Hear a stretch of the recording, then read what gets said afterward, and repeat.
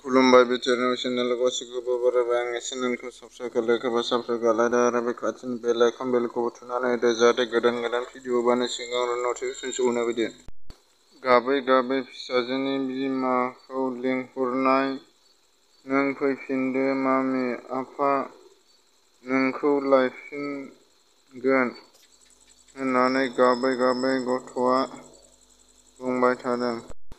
आसाम बिधान सभानि 30 नं सानजा क'क्राझारनि एमएलए नरेश इस्लारि, सिदली समस्तियाव एमएलए जयन्त बसुमतारीजों लोगोसे सा 6 एमएलए दोलोआ इमपिचमेन्ट रिप्रेजेन्टेटिभ एसेमब्लिनि सायाव क'क्राझार सिटी आरो बङाइगाव एनटिपिसिआव दावबायफैदों।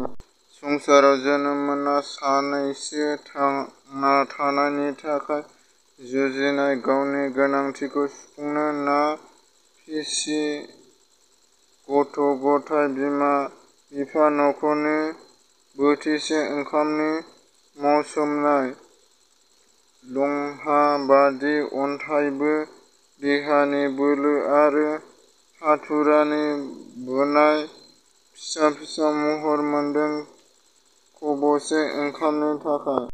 भबानिपुर बिधान सभा बियाबनि जानो गोनां उफ्रा बिसायख'थिया रन्जि खैर'खातारिया सासे टिकेट दाबिदार।